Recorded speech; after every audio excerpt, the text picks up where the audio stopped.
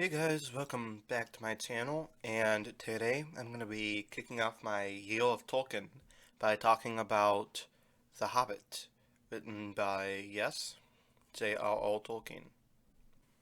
This is a book I've read once before, but it was like either 7th or 8th grade, and it's been so long, and I've always wanted to read The Lord of the Rings, so I thought, before I read that this summer, so I'll probably just read The Hobbit first.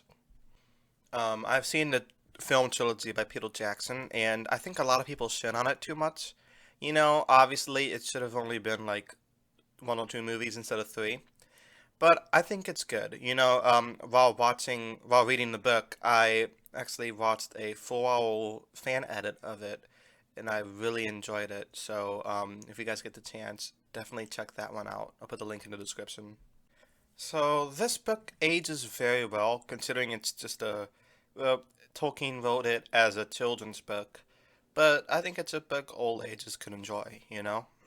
So it starts with Gandalf arriving at Bilbo's door, and he like leaves this mark, so all these dwarves show up. Those dwarves being Dwalin, Balin, Fili, Kili, Doi, Noi, Oi, Oin, Gloin, Biffle, Boffle, and Bomble, and Thorin. And they come to his house and basically just throw a big party. It's very rude of them. Before I want somebody to my house, I want at least like maybe a week's notice. It would sound really nice. And they're like, "Oh, by the way, we're gonna sneak in to this dragon's lair and try to kill him or steal his stone so that Thorin could take the land that was rightfully his." And Bilbo at first is like, no. But then he's like, yes. So the way this book is kind of structured is a series of like mini adventures. Kind of like watching a TV show, with a bunch of like kind of related things, but kind of unrelated things along the way, and then the big epic finale. Kind of like, I guess, a season of Doctor Who, with a little bit of standalone episodes, but it's leading to this big finale, which I think works well for a children's book, especially. Like, we see Gandalf saving everybody from trolls. We meet Elrond in Rivendell. We see this whole big goblin thing, which one of the best scenes in the movies, by the way. Gandalf is kind of a deus ex machina. He kind of just saves them all the time. But, he's Gandalf. He could do that. And Bilbo gets separated from the rest of him, and he is stuck in this cave where he meets Gollum. And I gotta say, guys, I listened to this audiobook, and it was read by Andy Serkis, who those of you might know as the voice and motion capture of Gollum. So, he's a very talented audiobook narrator, I've realized, but as soon as he gets to like the Gollum chapter, it creeped me out. Like, his voice makes me so uncomfortable as Gollum, and it was perfect for the audiobook. I loved it. And he's like, if I'm not gonna do the voice. Gollum's like, if I win this game of riddles, I get to eat you, but if you win, I could show you the way out. And Bilbo finds this magic ring. Huh, one of that'll come up later. And he one of the questions he asks him is, "What's in my pocket?" And Gollum's like, "I don't know."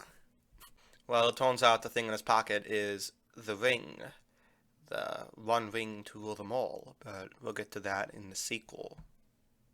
Well, eventually, Bilbo's able to escape by using the ring because Gollum is just gonna eat him anyway.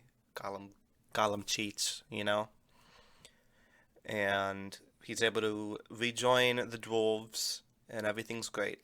Gandalf's eagles are able to fly them away to escape the goblins, and they meet this man named Bjorn, who's a grumpy fellow who hates dwarves, but he's friends with Gandalf, so he's like, fine, I'll let this slide, but I still hate dwarves. And I don't know, I mean, if it was my house, My house only has 3 bedrooms.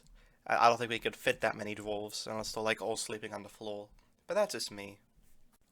So Gandalf leaves to fight the Necromancer or Sauron or whatever, and he kind of goes on a side quest. But I guess if you're thinking about the Lord of the Rings, then the Hobbit is the side quest, and what Gandalf does is actually like more. I mean, I wouldn't say more plot relevant, but really, I don't know. This is the side quest. We're following the side quest.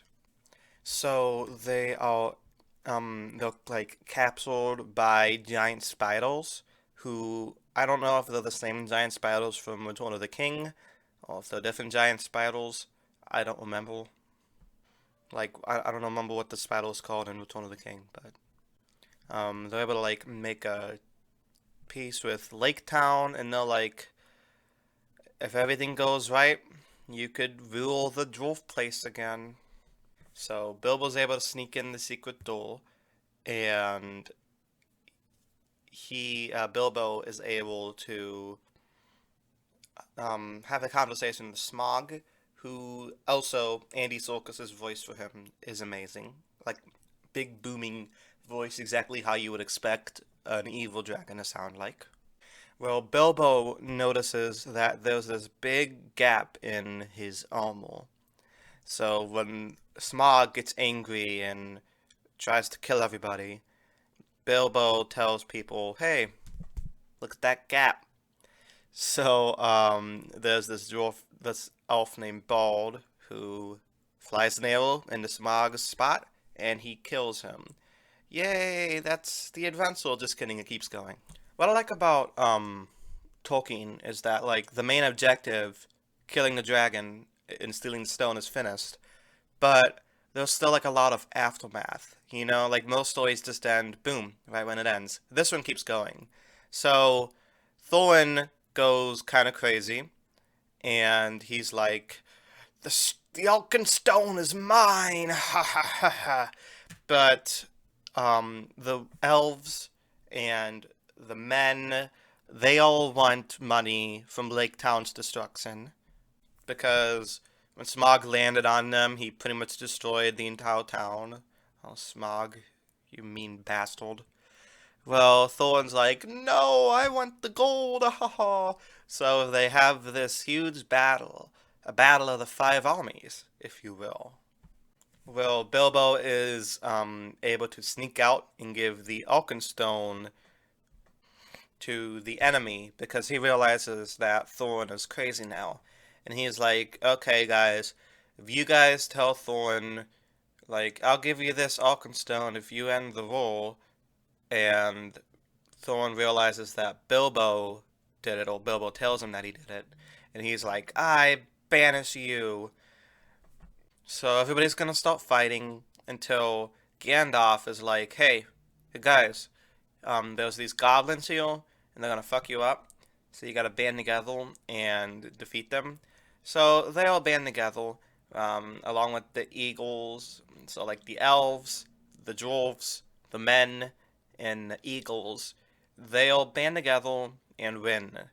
And in the process of the battle, Thorin is killed, and he's like, sorry I became Mr. Krabs there. That was on me. And Bilbo's like, it's okay.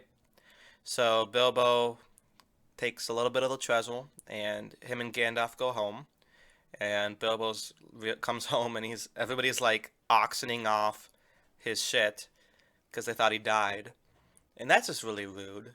That's just very like it turns out none of the people in Shire really care that much about him. So happy sad ending, I guess. I mean it's happy because he gets to keep a lot of treasure, and he makes a book about his adventures. So that's, maybe that book would sell millions of copies, become a huge, like, worldwide iconic book, and he'd make millions of dollars, and then make a movie series, and then make even more millions of dollars. So, overall, happy ending for Bilbo, I guess. So overall, I thought this book was really entertaining, it wasn't like the deepest thing ever, but you could tell Tolkien put a lot of emphasis into the world building.